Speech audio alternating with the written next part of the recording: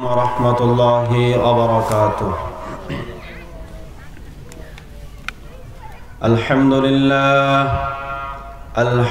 لله نحمده ونستعينه ونستغفره ونؤمن به ونتوكل عليه ونعوذ بالله من شرور أنفسنا ومن سيئات أعمالنا من يهده الله فلا مضل له ومن يضلله فلا هادي له وأشهد أن لا إله إلا الله وحده لا شريك له وأشهد أن محمدًا عبده ورسوله أما بعد فإن خير الحديث كتاب الله وخير الهدي هدي محمد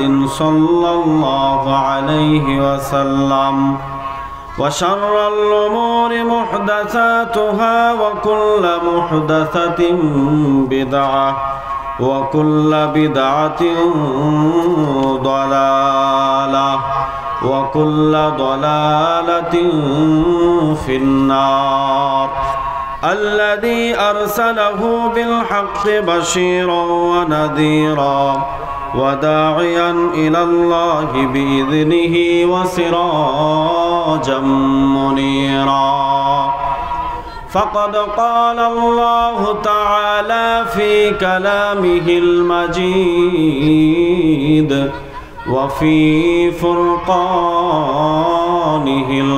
الحميد أعوذ بالله من الشيطان الرجيم بسم الله الرحمن الرحيم يا أيها الذين آمنوا لا تلهكم أموالكم ولا أولادكم عن ذكر الله ومن يفعل ذلك فأولئك هم الخاسرون إلى الآخر الآية. الحمد لله আল্লাহ পাকের লাখ কোটি শুকরিয়া যে আল্লাহ সুবহানাহু ওয়া তাআলা আমাদেরকে আজ নাসিরাবাদ পূর্ব টেকপাড়া আল আকসা মসজিদের উদ্যোগে বার্ষিক ওয়াজ মাহফিলে উপস্থিত হওয়ার তৌফিক দান করেছেন। সেজন্য সকলে আল্লাহ সুবহানাহু ওয়া তাআলার দরবারে শুকরিয়া জ্ঞাপন করি, বলি আলহামদুলিল্লাহ। অতঃপর নবী মুহাম্মদ রাসূলুল্লাহ সাল্লাল্লাহু আলাইহি ওয়াসাল্লামের উপর দরুদ বর্ষিত হোক। সকলে পাঠ করি আল্লাহুম্মা সাল্লি আলাইহি আল্লাহুম্মা বারিক আলাইহি। শুরুতে আমরা আল্লাহ সুবহানাহু ওয়া তাআলার কাছে দোয়া করছি, আল্লাহ সুবহানাহু ওয়া তাআলা যারা এই মাহফিলের আয়োজন করেছে, সার্বিক প্রচেষ্টা যারা করেছে, আল্লাহ সুবহানাহু ওয়া তাআলা প্রত্যেককেই উত্তম জাযা খায়ের দান করুন, আমিন। সর্বোপরি আজকের এই মাহফিলকে আল্লাহ সুবহানাহু ওয়া তাআলা কবুল করে নেন, আমিন। সম্মানিত উপস্থিতি, আমি আপনাদের সামনে পবিত্র কোরআনের 63 নম্বর সূরা সূরাতুল মুনাফিকুন এর একটি আয়াত তেলাওয়াত করেছি। এর আলোকে সংক্ষিপ্ত সময়ে আপনাদের সামনে কোরআন এবং সহিহ সুন্নাহর ভিত্তিতে একজন আদর্শ সন্তান গঠনে মায়েদের কি ভূমিকা এ সম্পর্কে আলোচনা করার চেষ্টা করব ইনশাআল্লাহ। সুবহানাকা লা ইলমা লানা ইল্লা মা আল্লামতানা। সম্মানিত উপস্থিতি, সন্তান আল্লাহ সুবহানাহু ওয়া তাআলার পক্ষ থেকে মানুষের জন্য একটা বিশেষ নিয়ামত। পৃথিবীতে আল্লাহ সুবহানাহু ওয়া তাআলা মানুষকে যত সম্পদ দিয়ে থাকে তার মধ্যে সবথেকে উত্তম সম্পদ হচ্ছে সন্তান। সন্তান কেমন সম্পদ আল্লাহ সুবহানাহু ওয়া তাআলা এই পৃথিবীকে যে কয়েকটি বিষয় দিয়ে, কয়েকটি বস্তু জিনিস দিয়ে সাজিয়েছেন, সে সম্পর্কে আল্লাহ সুবহানাহু ওয়া তাআলা কোরআনের 3 নম্বর সূরা সূরা বনী ইসরাইল, 3 নম্বর সূরা সূরা আল ইমরান এর 14 নম্বর আয়াত আল্লাহ সুবহানাহু ওয়া তাআলা বলেছেন, যুয়্যিনা লিন-নাসি হুব্বুশ শাহওয়াতি মিনান নিসাই ওয়াল বানিন। আল্লাহ সুবহানাহু ওয়া তাআলা দুনিয়াকে সুবাসিত করেছেন, দুনিয়ার সৌন্দর্য বর্ধন করেছেন, বৃদ্ধি করেছেন অনেকগুলো বিষয় দ্বারা, অনেকগুলো বস্তু দ্বারা। তার ভিতরে একটা হচ্ছে ওয়াল বানিন। আল্লাহ তাআলা বলেন, এই পৃথিবীকে আমি সুবাসিত করেছি মানুষের সন্তানের মাধ্যমে। সন্তান মানুষের কত বড় দামি সম্পদ। আল্লাহ সুবহানাহু ওয়া তাআলা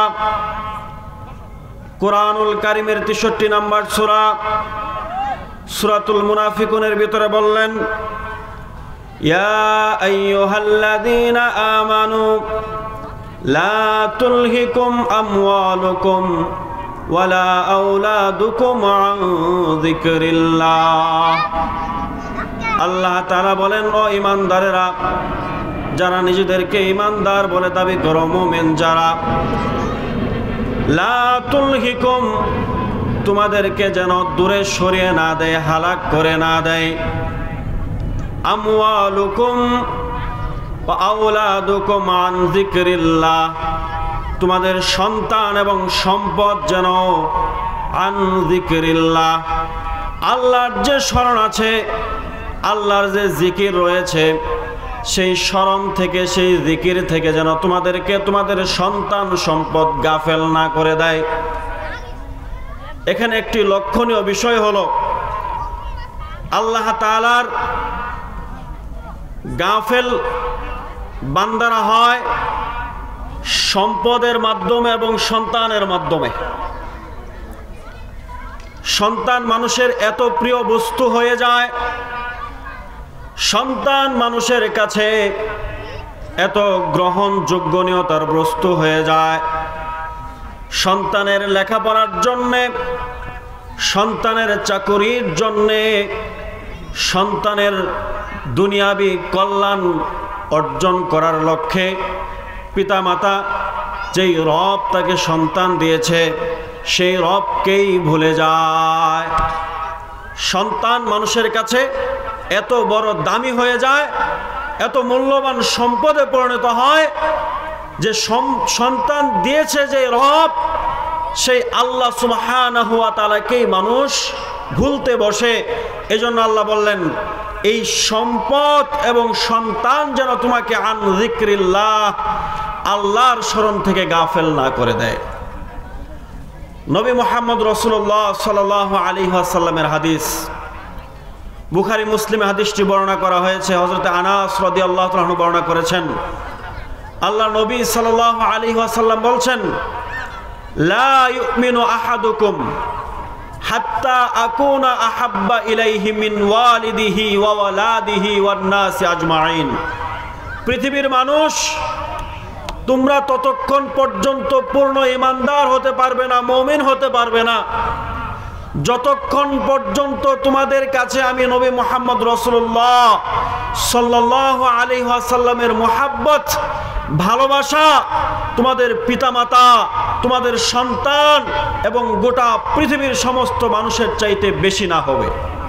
তার মানে বোঝা যায়, সন্তানের ভালোবাসায় মানুষ ঈমানের রাস্তাকে ত্যাগ করে, সন্তানের ভালোবাসায় মানুষ ঈমানের পথ থেকে দূরে সরে যায়।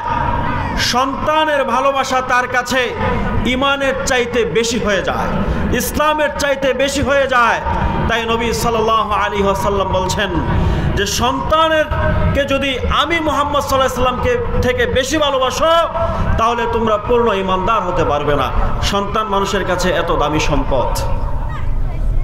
এজন্য আল্লাহর নবী মুহাম্মদ রাসূলুল্লাহ সাল্লাল্লাহু আলাইহি ওয়াসাল্লামের হাদিস, আবু হুরায়রা রাদিয়াল্লাহু তাআলা আনহু বর্ণনা করেন, ইদা মাতাল ইনসানা ইনকাতা আনহু আমালুহু, মানুষ যখন মারা যায় মানুষের যত আমলের দরজা রয়েছে সমস্ত আমলের দরজাগুলো বন্ধ হয়ে যায়। ইল্লা মিন সালাসা, তবে তিনটা আমলের দরজা আল্লাহর নবী বললেন তিনটা আমলের দরজা তার জন্য জারি থাকে। তিনটা এমন আমল রয়েছে যে আমলগুলোর নাকি সে কবরে শুয়ে সে পেতে থাকে। বলেন না সুবহানাল্লাহ। প্রথম নাম্বার আল্লাহ নবী বলছেন সাদকাতুন জারিয়া, যেই সাদকা যেই দান প্রবাহমান কাজে ব্যয় করা হয় ওই সাদকা ওই দানের নেকি পরকালে সে পেতে থাকবে, যদিও সে পৃথিবী থেকে তার সম্পর্ক বিচ্ছিন্ন হয়ে গেছে, সে মারা গেছে। দুই নাম্বার আল্লাহ নবী বলছেন আও ইলমিন ইয়ানতাফিউ বিহি, আল্লাহ নবী বলেন উপকারী ইলম, যে ইলম পৃথিবীতে রেখে যাওয়ার পরে মানুষ উপকৃত হতে হবে, এরকম ইলম যদি কেউ পৃথিবীর বুকে রেখে যায় তাহলে মারা যাবে লোকটা, কিন্তু মারা যাওয়ার পরেও তার আমল নামাই আল্লাহ তাআলা নেকি লেখার ব্যবস্থা করে দিবেন। বলেন সুবহানাল্লাহ। আও ওয়ালাদুন সালিহুন ইয়াদউ লাহু, আল্লাহ নবী বললেন এমন এক সন্তান যদি কেউ রেখে যেতে পারে যেই নেক সন্তান তার জন্য দোয়া করবে, ওই যে নেক সন্তান সে রেখে গেল ওই নেক সন্তান ইবাদত করবে, সিয়াম পালন করবে, যাকাত প্রদান করবে, হজ পালন করবে, যত ধরনের নেকির কাজ করবে সমস্ত নেকির একটা অংশ ওই পিতা মাতার আমল নামায় আল্লাহ দিয়ে দিবেন। বলেন সুবহানাল্লাহ।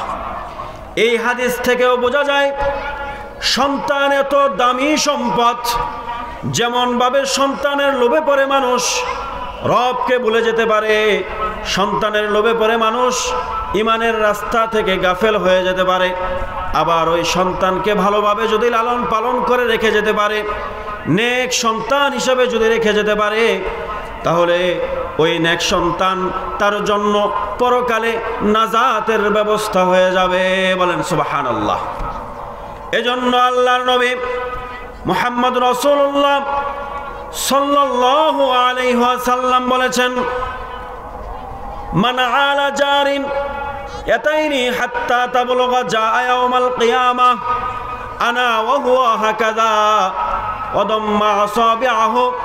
সহিহ মুসলিমের বর্ণনায় এসেছে হযরতে আনাস রাদিয়াল্লাহু তাআলা আনহু বলেন আল্লাহর নবী বলেছেন যদি কোনো ব্যক্তি তার দুইটা কন্যা সন্তানকে উত্তমভাবে লালন পালন করে দিনদার বানায়, তাহলে ওই ব্যক্তি যেদিন কিয়ামত হয়ে যাবে, যেদিন পৃথিবী ধ্বংস হয়ে যাবে, যেদিন মানুষের আমল নামা দেওয়া হবে, যেদিন মানুষ জান্নাত কিংবা জাহান্নামে যাবে, নবী বলেন ওই দিন ওই ব্যক্তিটার সাথে ওই ব্যক্তি আর আমি এই রকম ভাবে জান্নাতে একসাথে বসবাস করব। বলেন সুবহানাল্লাহ। এই সন্তানকে আদর্শপূর্ণ সন্তান বানানোর জন্য এই উত্তম সম্পদটাকে আরো উত্তম বানানোর জন্য সর্বপ্রথম যাকে ভূমিকা পালন করতে হবে তিনি হচ্ছেন সেই সন্তানের মা। যে সন্তানের মা যত আদর্শবান, যত দিনদার, যত পরহেজগার, ওই মায়ের পেট থেকে ওই মায়ের গর্ভ থেকে ওই মায়ের সন্তান তত দিনদার হবে, পরহেজগার হবে, মুত্তাকি হবে। ইমাম শাফিঈ রাহিমাহুল্লাহ মাত্র 7 বছর বয়সে কোরআনের হাফেজ হতে পেরেছিলেন। 10 বছর বয়সে ইমাম মালিক রাহিমাহুল্লাহর একটা কিতাব মুয়াত্তা মালিক, হাদিসের সর্বপ্রথম গ্রন্থ, এটা তিনি 10 বছর বয়সে মুখস্থ করতে পেরেছিলেন। অথচ তার পিতা ছিল না, মারা গিয়েছিল পিতা আগেই। তার মার অক্লান্ত পরিশ্রমের ফলে তিনি 7 বছর বয়সে কোরআনের হাফেজ, 10 বছর বয়সে তিনি এই মুয়াত্তা মালিক হাদিসের গ্রন্থটাকে মুখস্থ করতে পেরেছেন। 20 বছর বয়স হওয়ার আগেই ফতোয়া প্রদান করার অনুমতি তিনি পেয়ে গিয়েছেন, বলেন আল্লাহু আকবার।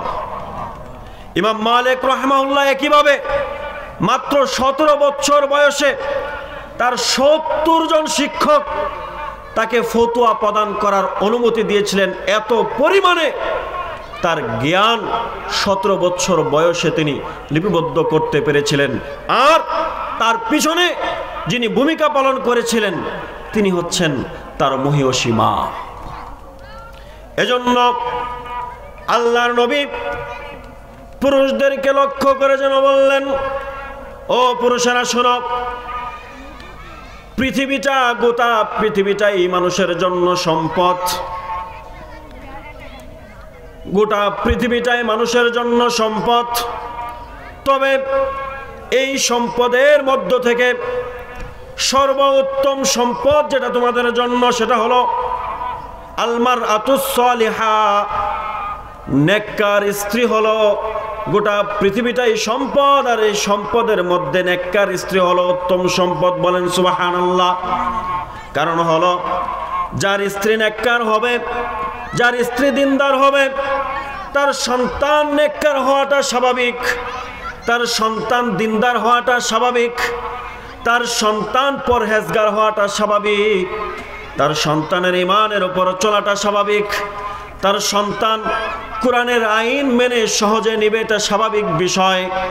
আর যার স্ত্রী দিনদার হবে না, তার সন্তানও সহজে দিনদার হবে না, এটাও স্বাভাবিক। সম্মানিত উপস্থিতি, একজন মা যদি আদর্শ মা হতে পারে, তাহলে তার সন্তান যে আদর্শপূর্ণ হয়। ইতিহাসে এরকম অসংখ্য মা স্বর্ণাক্ষরে তাদের নামগুলো লিখিয়েছেন। তার ভিতরে একজন মায়ের কথা বলে আলোচনা শেষ করে দিচ্ছি। আল্লাহর নবীর সাহাবা উম্মে আম্মারা রাদিয়াল্লাহু তাআলা আনহা, তিনি ইসলাম ধর্ম কবুল করার পরে, ইসলাম গ্রহণ করার পরে আল্লাহর নবী যখন হিজরত করে মদিনায় চলে গেলেন, তিনি ছিলেন আনসারী সাহাবা, মহিলা সাহাবা। আল্লাহর নবীর যত বিপদ আপদ, বালা মুসিবত, যুদ্ধের ময়দান, বিভিন্নভাবে আল্লাহর নবীকে তিনি সাহায্য করেছেন, সহযোগিতা করেছেন। এবং সর্বসময় তিনি তার সন্তানকে তার সাথে রেখেছেন। তার উদ্দেশ্য ছিল, লক্ষ্য ছিল, আমি যদি আমার সন্তানকে সাথে রাখতে পারি তাহলে আমার সন্তান আদর্শপূর্ণ সন্তান হবে। কারণ সন্তান মাদেরকে যেটা দেখে, পিতাদেরকে যেটা দেখে করতে, সন্তানদের ব্রেনে শিশু বয়সে স্বাভাবিকভাবেই সেই মেসেজটা, সেই জিনিসটা সেভ হয়ে যায়। এবং তারা যখন পরিণত বয়সে উপনীত হয়, যখন তারা বড় হয়ে যায়, ওই যে শিশু বয়সে পিতামাতাকে যেটা করতে দেখেছে সে সেটাই করতে চায়। পিতাকে যদি দেখে মাকে তুই সম্বোধন করে ডাকে, তাহলে এই সন্তান দেখা যায় বড় হওয়ার পরে, বিয়ে শাদী করার পরে সন্তানও নিজের স্ত্রীকে তুই বলে সম্বোধন করে। কারণ সে সারা জীবন দেখে এসেছে তার পিতা তার মাতাকে তুই বলে সম্বোধন করে। এই জন্য উম্মে আম্মারা রাদিয়াল্লাহু তাআলা আনহা যখনই যুদ্ধের ময়দানে যেতেন, শিশু সন্তানগুলোকে নিয়ে যেতেন। যখনই নবীর দরবারে যেতেন, সন্তানগুলোকে নিয়ে যেতেন। ফলে সন্তানগুলো মা যেরকম চেয়েছেন ওই রকম দিনদার হয়ে গেছে। আল্লাহর নবী সাল্লাল্লাহু আলাইহি ওয়াসাল্লামের কাছে একদিন একটা চিঠি আসলো। বন্ড মুসাইলামাতুল কাজ্জাব, যিনি নিজেকে নবী বলে দাবি করেছেন, ব্যক্তিটা চিঠি লিখেছে, মুহাম্মদ শোনো, আমার কাছে আল্লাহর পক্ষ থেকে ওহী এসেছে। আমাকে ওহী করা হলো, আজকের পর থেকে আমি গোটা পৃথিবীর অর্ধেকটার নবী, আর অর্ধেকটার নবী হলা তুমি মুহাম্মদ, সুতরাং এটা তুমি মেনে নাও। আল্লাহর নবীর কাছে চিঠি পাঠানো হলো। আর বললেন, কিন্তু কুরাইশরা আমাকে নবী হিসাবে মানে না, কুরাইশরা বড় হটকারিতায় রয়েছে। আল্লাহর নবী পাল্টা চিঠি লিখলেন। চিঠি লিখে কাকে দিয়ে পাঠানো যায়। আল্লাহ নবী চিন্তা করে বের করলেন ওই যে উম্মে আম্মারা রাদিয়াল্লাহু তাআলা আনহা, তার গোটা পরিবারটাই ইসলামের সেবা করার জন্য যেভাবে নিজেদেরকে নিয়োজিত করেছে, সুতরাং তার কোনো সন্তানকে দিয়ে পাঠিয়ে দেই। উম্মে আম্মারার একজন সন্তানের নাম ছিল হাবিব। তাকে আল্লাহ নবী চিঠিটা দিলেন, দিয়ে বললেন যাও তুমি ওই যে মুসাইলামাতুল কাজ্জাবের কাছে চলে যাবে ইয়ামামায়, সেখানে গিয়ে তার কাছে চিঠি প্রদান করবে। চিঠির মধ্যে আল্লাহ নবী লিখে দিলেন, না, আল্লাহ তোমাকে হেদায়াত দান করুক, বরং আল্লাহ যাকে চায় তাকেই নবী করেন, তুমি নবী না। এই চিঠি পাওয়ার পরে সাথে সাথেই মুসাইলামাতুল কাজ্জাব রেগে গেলেন, চটে গেলেন। নবীর উপর রেগে গিয়ে চেটে গিয়ে মুসাইলামাতুল কাজ্জাব এই যে উম্মে আম্মারা রাদিয়াল্লাহু তাআলা আনহার সন্তান, তাকে কি করলেন? গ্রেফতার করলেন। গ্রেফতার করার পরে মুসাইলামাতুল কাজ্জাব বলে, একে একটা গাছের মধ্যে ঝুলাইয়া দাও। গাছের মধ্যে ঝুলানো হলো। গিয়ে মুসাইলামাতুল কাজ্জাব প্রশ্ন করলো, ও উম্মে আম্মারার সন্তান হাবিব, শোনো, তুমি কি আমাকে নবী বলে মানো, নাকি ওই যে মুহাম্মদ তাকে নবী বলে মানো? উম্মে আম্মারার সন্তান সাথে সাথে সাক্ষ্য দিলেন, আশহাদু আল্লা ইলাহা ইল্লাল্লাহু ওয়া আশহাদু আন্না মুহাম্মাদান আবদুহু ওয়া রাসূলুহু, আমি মুহাম্মদ রাসূলুল্লাহ সাল্লাল্লাহু আলাইহি ওয়াসাল্লামকেই নবী বলে বিশ্বাস করি। সাথে সাথে সিরাত ইবনে হিশামের ভিতরে এসেছে, একটা অঙ্গ তার শরীরের কেটে দেওয়া হয়। কিছুক্ষণ পরে আবার এসে জিজ্ঞেস করে, কি ব্যাপার, তোমার সিদ্ধান্তের পরিবর্তন হলো নাকি? তুমি কি আমাকে নবী বলে মানলা নাকি মুহাম্মদকেই নবী বলে মানো? আবার ওই একই উত্তর দিল উম্মে আম্মারার সন্তান। সঙ্গে সঙ্গে শরীরের আরেকটা অঙ্গ কেটে দেওয়া হলো। আবারও কতক্ষণ পরে জিজ্ঞেস করা হলো, আবারও যখন একই উত্তর, সঙ্গে সঙ্গে আবারও শরীরের একটা অঙ্গ কেটে ফেলা হলো। এইভাবে আস্তে আস্তে কাটতে কাটতে শরীরের অর্ধেকটা যখন কেটে ফেলছে, রক্ত প্রবাহিত হতে হতে শরীরের রক্ত শেষ, ব্যথা বেদনায় উম্মে আম্মারা রাদিয়াল্লাহু তাআলা আনহার সন্তান মুহাম্মদ সাল্লাল্লাহু আলাইহি ওয়াসাল্লামকেই নবী বলে সাক্ষ্য দিয়ে এই পৃথিবীর মায়া ত্যাগ করে শহীদ হয়ে গেলেন। বলেন সুবহানাল্লাহ। উম্মে আম্মারার কাছে খবর দেওয়া হলো, উম্মে আম্মারা শোনো, তোমার যে সন্তানকে মুহাম্মদ সাল্লাল্লাহু আলাইহি ওয়াসাল্লাম ওই যে মুসাইলামাতুল কাজ্জাবের কাছে পাঠিয়েছিল চিঠি প্রেরণ করার জন্য, সেই সন্তান পৃথিবীতে আর নাই। সন্তান শহীদ হয়ে গেছে, পৃথিবী থেকে চলে গেছে, বিদায় নিছে, মৃত্যুবরণ করছে।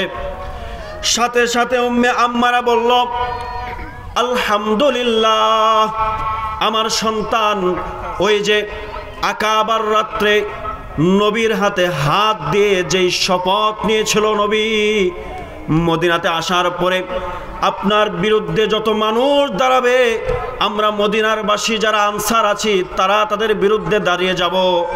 আমার সন্তান হাবিব ওই যে শপথ করেছিল, বায়াত নিয়েছিল, সেই বায়াতের বাস্তবায়ন আজকে মুসাইলামাতুল কাজ্জাবের সামনে দাঁড়িয়ে মুহাম্মদকে নবী বলে স্বীকৃতি দিয়ে সেই বায়াতটাকে আজকে সে পরিপূর্ণতা দান করলো। বলেন সুবহানাল্লাহ। এটাই হচ্ছে আদর্শপূর্ণ মহিয়সী মায়ের ভূমিকা। সন্তানকে সে ওইভাবে লালন পালন করেছিল, বিদায় সন্তানও ঈমানের উপর অবিচল থেকেছে তার জীবন দিয়ে হলেও। আর মা যখন শুনলেন এই খবর, সাথে সাথে আল্লাহর শুকরিয়া আদায় করলেন। নবী সাল্লাল্লাহু আলাইহি সাল্লাম এই পরিবারের জন্য দোয়া করেছিলেন যে আল্লাহ এই পরিবারের উপরে আপনি বারাকাত দান করুন, রহমত নাজিল করুন। তখন উম্মে আম্মারা রাদিয়াল্লাহু তাআলা বললেন, নবী এই দোয়ার দরকার নেই, বরং আপনি আল্লাহর কাছে দোয়া করেন যেন আমার পরিবার আপনার সাথে জান্নাতে বসবাস করতে পারে। বলেন না আল্লাহু আকবার। আল্লাহ নবী তখন সেই দোয়া করলেন।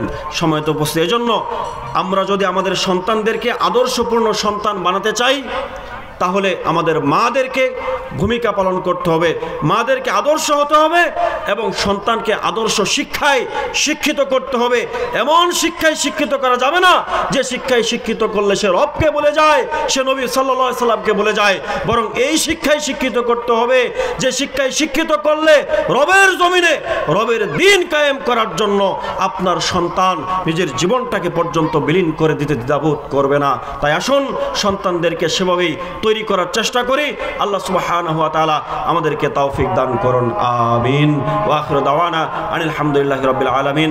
আসসালামু আলাইকুম ওয়া রাহমাতুল্লাহি ওয়া বারাকাতুহু।